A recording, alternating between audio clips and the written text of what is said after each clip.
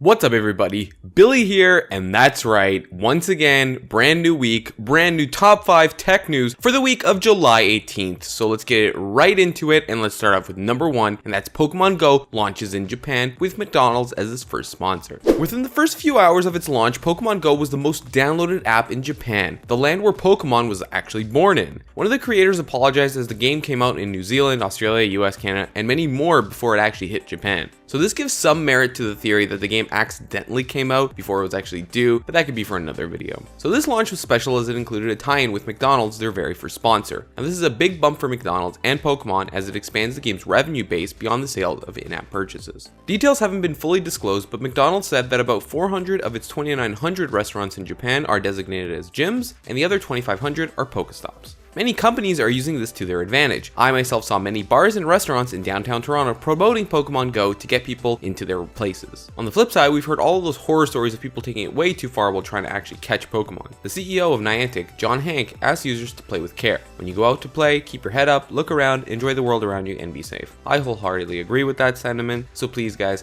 play with caution. Next up is our second story, is that Snapchat confirms Bitmoji acquisition. So it was rumored back in March that Snapchat purchased Bitmoji for around $100 million or so. For a company that has a lean 330 employees, that is a good chunk of change. Now if you've never heard of Bitmoji, it's a Toronto-based startup that creates digital stickers that resembles oneself and can express a wide variety of emotions and actions. I know my mom loves them, she sends it to me all the time. So here are a few examples of the ones she sends me. Now this is a big deal for both companies as brands these days are expected to make the mobile experience valuable to both their users and their investors. Now Snapchat has already had a huge hit on their hands with their branded filters, and this is one more thing to make Snapchat even more interactive. The interaction will give users the ability to place Bitmojis in chat or as an overlay onto their pictures. Up until this point, Bitmoji could only be uploaded to Gmail, Messenger, Slack, and several other platforms. Now you can actually link your Bitmoji and Snapchat accounts to use your personalized avatars in the snaps. However, both apps must be installed in order to do this. While companies fight to stay relevant, only time will tell whether this is going to be a good move for Snapchat. Now onto news story number 3 and Kickass Torrents. Another torrent bites the dust. I don't know if many of you remember the names like Kazaa, LimeWire, BearShare, BitComet, or even the OG himself, Napster, but unfortunately it seems like Kickass Torrents joins that long list of defunct copyright infringing file sharing services. So after Pirate Bay was seized last time, we saw the rise in popularity of Kickass Torrents. However, it was really short-lived. Artem Valin, the owner, made several mistakes that led to his arrest and is now seized by the US federal authority. The biggest surprise is that Apple and Facebook actually helped the US Justice Department in catching him. Valin operated Kickass Torrents' Facebook page with his real email. Furthermore, that same email he used to sign up with it was an Apple domain email address. Now through that, they were able to actually find his past iTunes purchases, which were linked to his credit card, making it that much easier to find his true identity. Valin is charged with running today's most visited illegal file sharing website, responsible for unlawfully distributing well over $1 billion of copyrighted materials, says Assistant Attorney General Leslie Caldwell in a statement. In an effort to evade law enforcement, Valin allegedly relied on servers located in countries around the world and moved his domains due to repeated seizures and civil lawsuits. His arrest in Poland, however, demonstrates again that cyber criminals can run, but they cannot hide from justice. For now, this torrent giant is gone, but as previous ones become history, a new one always emerges, kind of like Hydra from Marvel.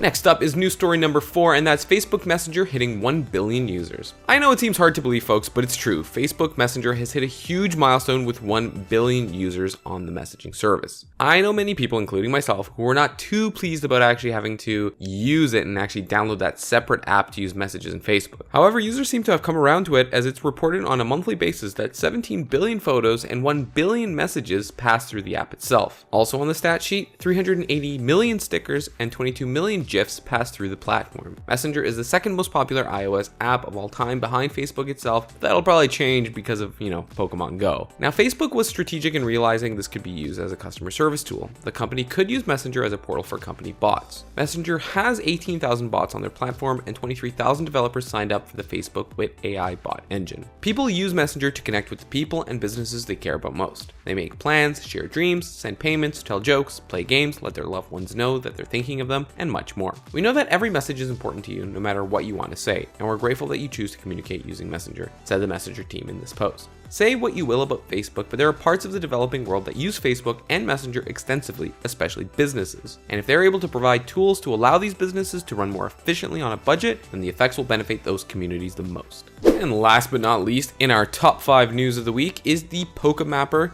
and you gotta catch them all. Now with the rise of Pokemon Go, we're getting so many things happening. Razer teases a chat client. In Toronto, there are even Pokemon Go tours that take you around to, you guess it, capture Pokemon. I think it's official. Pokemania is back, and it's even more popular than ever before. There have been many crowdsourced maps to find Pokemon, but the one that I came across this week was PolkaMapper, and this is a worldwide map. There are other specific maps to certain locations with more sophistication. Now leave a comment below if you'd like me to do a video on them, guys, and which ones you might be using yourselves. PolkaMapper is to help users find those elusive Pokemon that everyone is looking for. It's currently available on the browser, but there is an Android and iOS app that are in development at this time. Now it's color coded to indicate which type of creature it is. So in case you already know, blue is for water, green is for grass, purple is for ghost Pokemon, just to name a few. Now the creators did not anticipate the amount of traffic that they would garner, and they're still continuing to improve the site and find conclusions from the data that they've gathered. In total, over 43,000 Pokemon sightings have been added to PolkaMapper since its launch, and over 500,000 users have visited the platform. Now, are there any other sites that you guys use? Let me know in the comment section below. And there you have it, folks. Those are the top 5 tech news for the week of July 18th. And if you guys enjoyed this video, be sure to press that thumbs up button. And if you'd like to see more videos just like this, be sure to hit that subscribe button as well. And as always, guys, I'd like to thank you very much for taking the time out of your day to watching this video.